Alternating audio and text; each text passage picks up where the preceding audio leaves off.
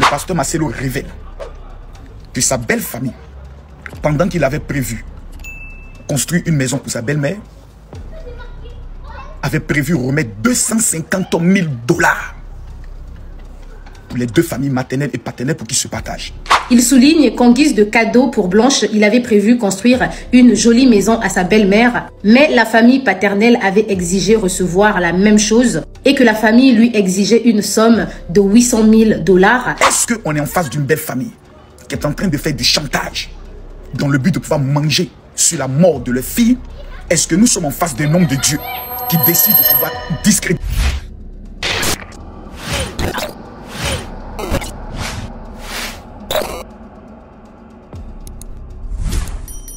Soyez en paix. Dieu m'a donné la sagesse de parler maintenant. Soyez en paix, respirez.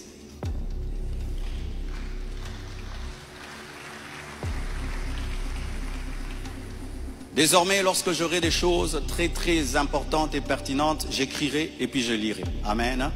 Comme ça, je reste vraiment dans ce que je devais dire et ce que Dieu m'a demandé de dire. Shalom bien-aimé. Et j'aimerais que ça passe en ligne. Comme le combat est sur Internet, la réponse est sur Internet également.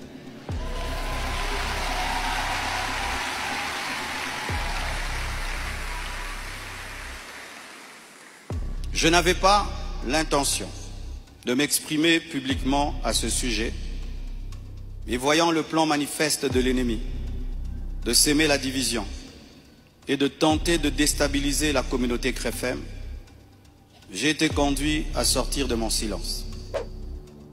Et cela se fait aujourd'hui dans toutes les extensions compassion dans le monde. Les pasteurs vont parler en résumé ce que je suis en train de dire ici, car les fidèles ont besoin de réponses. S'il ne s'agissait que de moi, j'aurais gardé le silence, car de telles choses me sont souvent arrivées. Mais puisque l'honneur de l'Église et la paix de plusieurs sont en jeu, je dois parler, car il y a un temps pour se taire, un temps pour parler. Suite au décès de mon épouse Blanche, j'avais pris l'initiative de faire construire une maison pour ma belle-mère en mémoire de sa fille. Et c'était ça le plan, d'ailleurs. Je ne sais pas s'il y a les photos. C'était ça le plan de cette maison R+1.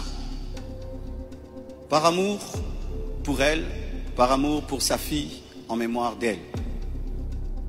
Sur la parcelle, ma parcelle qui est à Bibois, 10 mètres sur 30 que j'allais lui donner. 10 mètres, 15 mètres sur 30. Ou 10 mètres sur 30, j'ai oublié. Alors, lorsque j'ai décidé de le faire, le projet était déjà en cours avec son fils et un architecte, d'ailleurs celui qui est en train de nous construire ici. J'ai décidé d'en informer également la branche paternelle de la famille, pour des raisons de transparence. C'est alors que l'on m'a demandé de donner la même chose en espèces pour la famille paternelle. Ça veut dire l'argent que je vais dépenser pour construire cette maison pour la maman, que je donne aussi la même somme du côté du papa. J'ai expliqué que je ne pouvais donner que 250 000 $ pour l'ensemble des deux familles, considérant que je n'ai qu'une seule belle famille et qu'il leur revenait de se répartir cela entre eux. Mais à ma grande surprise, on m'a dit que la maison était considérée comme un cadeau que Blanche avait promis un jour et qu'elle ne comptait pas donc dans l'héritage. Ils exigeaient donc une somme supplémentaire pour atteindre un total de 800 000 $. Par ailleurs, certains membres de leur famille ont contesté ma désignation légale comme liquidateur de mes propres biens, réclamant que ce rôle soit attribué à ma belle-mère. C'est que j'ai catégoriquement refusé, car cela ne respecte ni le droit ni l'équilibre. Comment je peux être vivant et c'est quelqu'un d'autre qui va liquider mes biens? Ils m'ont également reproché d'avoir exprimé pendant le deuil ma volonté de ne plus me remarier, une déclaration faite sous le choc et la douleur, car lorsqu'on pleure, on dit des choses, en prétendant que j'avais menti parce que j'ai finalement choisi de reconstruire ma vie. L'un d'eux m'a même dit que je devais rester veuf jusqu'à ce qu'ils reçoivent leur héritage. 2 réunions ont eu lieu entre moi et une partie de ma belle famille. Malheureusement, aucun accord n'a pu être trouvé. Ils m'ont officiellement réclamé 800 000 $ au travers de mes avocats, tandis que j'avais proposé 250 000 $ à l'amiable, par amour, par respect et pour honorer la mémoire de Blanche. Les amis, l'heure est grave. L'heure est très grave. Vous savez, depuis que l'histoire du pasteur Marcelo que nous sommes en train de traiter, c'est la première fois. Waouh, je suis choqué. Le pasteur Marcelo a fait 2 sorties. Et ces sorties sont des sorties écrites. Dans la première sortie, il a présenté ses excuses par rapport à tout ce qui se passe, les fidèles qui n'ont pas compris et autres. Il a essayé d'éclaircir que la présence de Esther Aïcha dans sa vie l'a pratiquement sauvé la vie et ressuscité parce qu'il risquait de faire un AVC. Il a donné ses explications. Aujourd'hui, dimanche à l'église, sur la chaire, en plein culte, le pasteur Marcelo révèle que sa belle famille, pendant qu'il avait prévu construire une maison pour sa belle-mère, avait prévu remettre 250 000 $ pour les 2 familles maternelles et paternelles pour qu'ils se partagent. Ça faisait 125 000 $, 125 000 $. Et que sa belle famille lui réclamerait la somme de 800 000 $. C'est le pasteur Marcelo qui vient de faire cette autre déclaration aujourd'hui. Ce qui remet en cause tout. Est-ce qu'on est en face d'une belle famille qui est en train de faire du chantage dans le but de pouvoir manger sur la mort de leur fille? Est-ce que nous sommes en face d'un homme de Dieu qui décide de pouvoir discréditer la belle famille, l'humilier?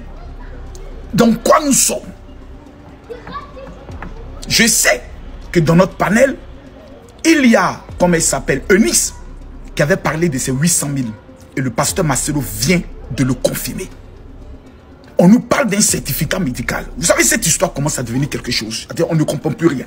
C'est la raison pour laquelle, en ma qualité de l'influenceur le plus capé de l'histoire, j'aimerais convoquer Maman Congo. J'aimerais convoquer Eunice, le prophète. J'aimerais convoquer, mesdames et messieurs, Niaou, Roro. J'aimerais convoquer tous les Congolais et toutes les Congolaises. Et j'aimerais inviter devant 30 000 personnes ce lundi à partir de 21h d'Abidjan. 20h d'Abidjan. 21h du Congo. 22h de France. Le pasteur Marcelo. Pasteur, je sais que vous ne parlez pas. Mais trop devient trop. Il y a 3 petites questions que j'aimerais vous demander. Clairement. Parce que là, vous êtes en train de casser maintenant les papas. Vous êtes en train de faire sortir les secrets d'État. Les secrets qu'on nous a cachés. Et quand le pasteur Marcelo est en train de s'exprimer, on sentait qu'il n'était pas content. Parce que il y a quelque chose. Je demande pardon aux âmes sensibles. Ce lundi-là, à partir de 20h, heure d'Abidjan, 21h, heure du Congo, 22h, heure de Paris, 16h, heure de New York, le panel sera grave. Le panel sera grave. Pasteur Marcelo, ce que vous avez dit, avez-vous les preuves? Parce qu'il a parlé de ses avocats, la famille. On a vu une vidéo où vous êtes allé sur la tombe de Blanche pour parler. Est-ce que vous avez, oui ou non, demandé 800 000 $?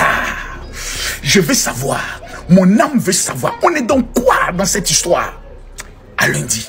Pasteur Marcelo a parlé et comme il avait eu à le dire lors des obsèques de son épouse, il affirme une fois de plus que la défunte Blanche Tounassi est décédée des suites d'une crise cardiaque après une opération chirurgicale.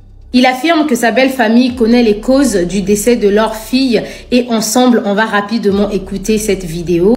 Après encore, la famille paternelle me pose les mêmes questions devant 10 personnes, 15 personnes. J'ai expliqué. Ils savent de quoi elle est morte.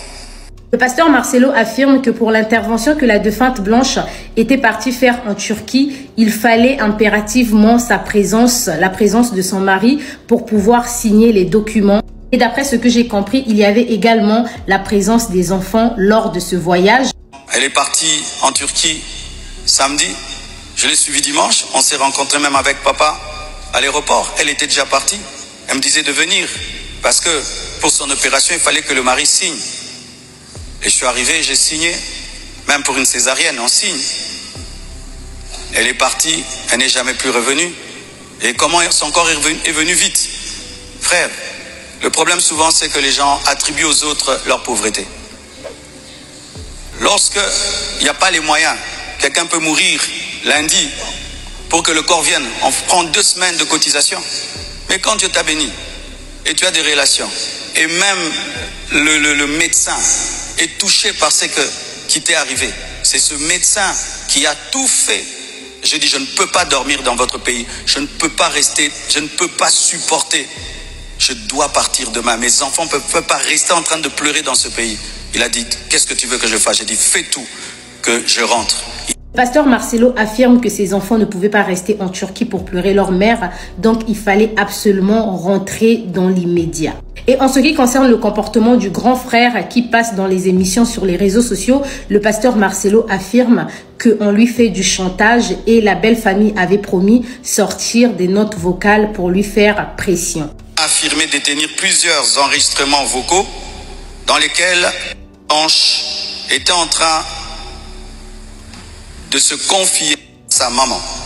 Et un jour, je parlerai de tout ça, mais pas maintenant. J'en parlerai dans 1 mois, 6 mois.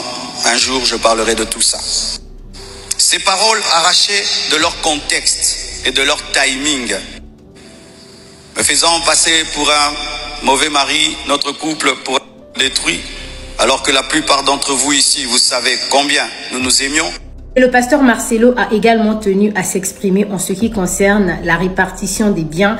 Il a déclaré qu'il n'a jamais donné les vêtements et les sacs de sa femme dans des sacs poubelles. Au contraire, il affirme que les vêtements et les affaires de Blanche étaient tellement beaucoup qu'il a dû leur prêter un bus pour transporter tout ça. Il souligne qu'en guise de cadeau pour Blanche, il avait prévu construire une jolie maison à sa belle-mère, mais la famille paternelle avait exigé recevoir la même chose et que la famille lui exigeait une somme de 800 000 $. Donc, si on prend les 250 000 $ que le pasteur Marcelo prévoyait donner à sa belle famille, ainsi pour dire la famille maternelle et la famille paternelle, plus les 800 000 $ que la famille exige, cela fait plus d'1 million de $. Et souvenez-vous que je vous avais dit qu'il y aura une réunion de famille entre le pasteur Marcelo et sa belle famille et la famille espère recevoir une somme de 800 000 $. Blanche, j'avais pris l'initiative de faire construire une maison pour ma belle-mère en mémoire de sa fille. Et c'était le plan d'ailleurs, je ne sais pas s'il y a les photos, c'était ça le plan de cette maison R+1. Par amour pour elle, par amour pour sa fille, en mémoire d'elle. Lorsque j'ai décidé de le faire, le projet était déjà en cours. Son fils est un architecte, d'ailleurs celui qui est en train de nous construire ici. J'ai décidé d'en informer également la branche paternelle de la famille, pour des raisons de transparence.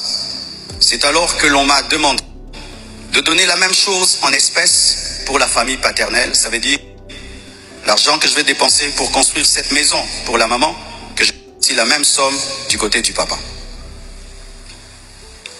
Expliquer que je ne pouvais donner que 250 000 $ pour l'ensemble des 2 familles, considérant que je n'ai qu'une seule belle famille et qu'il leur revenait de se répartir cela entre eux. Mais à ma grande surprise, on m'a dit que la maison était considérée comme un cadeau que Blanche avait promis un jour et qu'elle ne comptait donc dans l'héritage. Ils exigeaient donc une somme supplémentaire atteindre un total de 800 000 $. Enfin, voilà ce qu'il en est du discours du pasteur Marcelo. C'est à vous de donner vos avis en commentaire. Récemment, on a vu une vidéo de la belle famille du pasteur, notamment la maman de Blanche Tounassi, en train de pleurer sur la tombe de sa fille. Est-ce que le pasteur Marcelo, après cette réaction, s'est rendu compte que tout ça allait un peu trop loin et il a vraiment pris son courage à deux mains pour dire sa part de vérité? Pour quelle raison la maman de la défunte a été filmée en train de pleurer sur la tombe? Est-ce une façon de susciter de la pitié de la part de l'opinion publique? Ça, on ne sait pas. C'est quelle opération que la défunte Blanche Tounassi était partie faire en Turquie? Toutes ces questions restent vraiment sans réponse. Ce qui est sûr, cette affaire familiale n'est pas prête à se terminer. Le pasteur Marcelo, quant à lui, a montré qu'il est fort et confiant. Et en sa qualité de pasteur, désormais, il a refusé de rester dans le silence et dans l'ombre. Il va parler et il a déclaré que prochainement, d'ici quelques semaines ou encore 6 mois, ça va prendre le temps que ça prendra, mais il reviendra encore pour parler. En tout cas, ce n'est pas rare de voir ce type de situation au sein des familles africaines après un décès. C'est vraiment le conflit d'intérêts. On espère que ça va bien se terminer et que la paix va régner au sein des deux familles pour le bien des enfants. Nzambabika moi tikalola naye fungwama Nzambabika moi mimonisa. Seigneur, c'est ma réaction après le discours du pasteur Marcelo. En 4 ans d'expérience sur les réseaux sociaux, vous avez voulu me laisser dans la honte. Imaginez seulement si j'étais rentrée dans ce jeu-là de TikTok, si j'avais suivi la foule, si je vous avais écouté, je vous avais dit, c'était la parole du pasteur Marcelo contre toute la diffamation sur les réseaux sociaux. Je bénis le Seigneur. Je suis heureuse aujourd'hui parce que le pasteur Marcelo a parlé et il a dit exactement tout ce que j'ai eu à vous dire. Ne suivez pas la foule. J'ai comme l'impression que quand une situation arrive dans la famille des autres, vous vous comportez comme ceux qui n'ont jamais vécu ce genre de situation dans leur famille. Nous connaissons comment les familles africaines se comportent lorsqu'une personne perd son partenaire. Nous connaissons comment certaines familles sont même prêtes à aller dépouiller la veuve, prendre tous les biens de son mari, jeter la veuve dehors et les orphelins, abandonner les orphelins dans la souffrance. Et aujourd'hui, parce que c'est un homme qui est en train de vivre la même chose, vous voulez banaliser ça? Vous voulez vous comporter comme si vous ne savez pas que lorsqu'il y a un décès dans une famille, généralement, la famille de la personne qui est partie veut maltraiter celle qui est restée. Et dans tout ça, je vous avais dit, les enfants n'ont que leur père. Et il y a seulement leur père qui peut protéger leurs intérêts.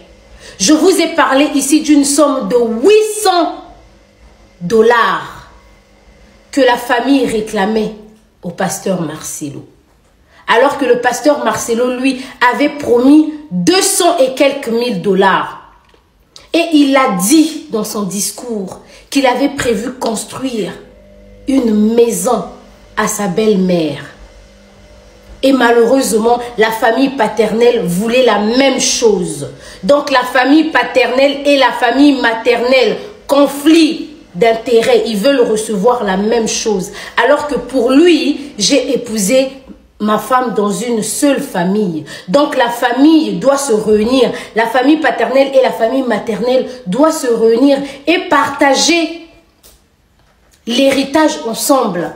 Mais ils veulent tous avoir égalité. Si on construit la maison pour la belle maman, la maman de la défunte Blanche Tounassi, on doit aussi faire la même chose du côté paternel. Alors que même le père de Blanche n'est plus de ce monde depuis plusieurs années. En tout cas, j'ai trop d'émotions. Hein. Le culte de la compassion n'est pas terminé, mais j'ai trop d'émotions. J'ai dit, il fallait que je vous donne cette vidéo comme ça.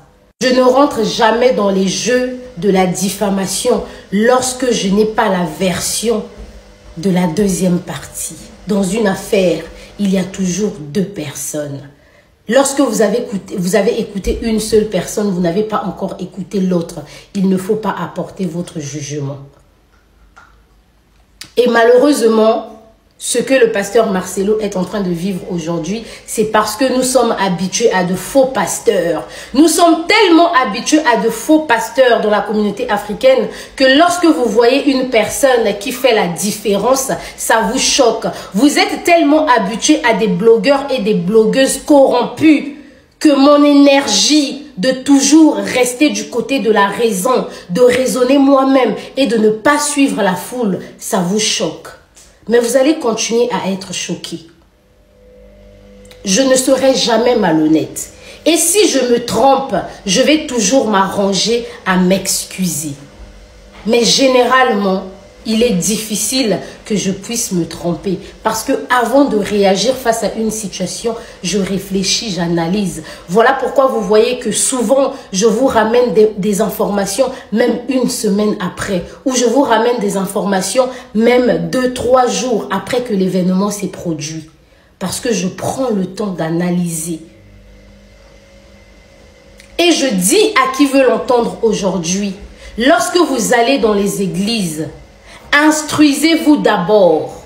Il y a beaucoup de personnes qui ne comprennent pas les prédications du pasteur Marcelo parce que ces personnes-là ne sont pas instruites. Le pasteur Marcelo, il parle en français assez soutenu et c'est difficile de décrypter, de comprendre certaines choses qui sortent de sa bouche.